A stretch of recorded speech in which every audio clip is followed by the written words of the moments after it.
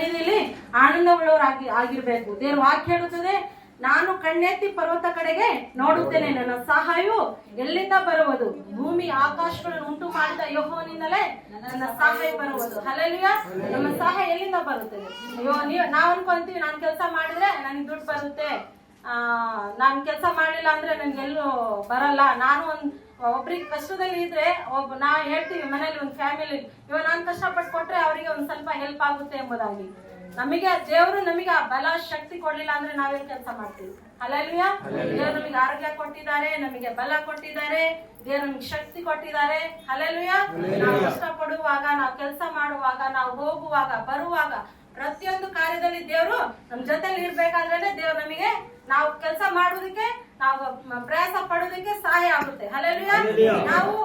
ದೇವ್ರ ವಾಕ್ಯ ಹೇಳ್ತದೆ, ನಾನು ಕಣ್ಣೆತ್ತಿ ಅಂದ್ರೆ ಇಲ್ಲಿ ಭಕ್ತನ ಹೇಳ್ತಾ ಇದ್ದೀನಿ, ನಾನು ಏನ್ ಮಾಡ್ತಾ ಇದ್ದೀನಿ? ಕಣ್ಣೆತ್ತಿ ಏನ್ ಮಾಡ್ತಾ ಇದ್ದೀನಿ? ದೇವ್ರಿಗೆ ನೋಡ್ತಾ ಇದ್ದೀನಿ, ಪರ್ವತದ ಕಡೆಗೆ ನಾನು ನೋಡ್ತಾ ಇದ್ದೀನಿ, ದೇವ್ರು ನನಗೆ ಸಹಾಯ ಮಾಡುತ್ತಾನೆ ಎಂಬುದಾಗಿ.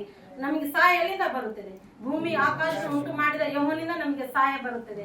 ಆ ಸಹಾಯವು ಯಾವಾಗ ನಿರಂತರವಾಗಿರುವಂತದ್ದಾಗಿದೆ. ಈ ಸಹಾಯವು, ದೇವ್ರ ಸಹಾಯ ಏನಿದೆ? ಸ್ವಲ್ಪ ಹೊತ್ತಲ್ಲ, ಸ್ವಲ್ಪ ದಿನ ಅಲ್ಲ, ಸ್ವಲ್ಪ ವರ್ಷ ಅಲ್ಲ, ನಾವು ಸಾಯಗಂಡ ದೇವರ ಸಹಾಯವು ಯಾವಾಗ್ಲೂ ಇರುವಂತದ್ದಾಗಿದೆ. ಹಲ್ಲೆಲೂಯಾ. ಆತನು ನಿನ್ನ ಪಾದಗಳನ್ನು ಕದಲಗೊಳಿಸದಿರಲಿ, ನಿನ್ನನ್ನು ಕಾಯುವಾತನು ತೂಕಡಿಸದಿರಲಿ. ಈಗ ಇಸ್ರಾಯೇಲರನ್ನು ಕಾಯುವಾತನು ತೂಕಡಿಸುವುದಿಲ್ಲ, ನಮಗೆ ಕಾಯುವಾತ ದೇವ್ರು ಏನಾಗಿದ್ದಾನೆ?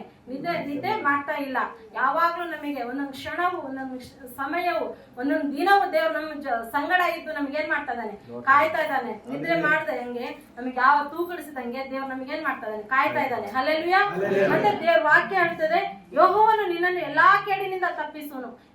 ದೇವರು ನಮಗೆ ಎಲ್ಲಾ ಕೇಡಿನಿಂದ, ಅಂದ್ರೆ ಒಂದ್ ಕೇಳಲ್ಲ, ಎರಡು ಕೇಳಲ್ಲ, ಎಲ್ಲಾ ಕೇಡಿನಿಂದ ದೇವ್ರು ಏನ್ ಮಾಡ್ತಾನಂತೆ?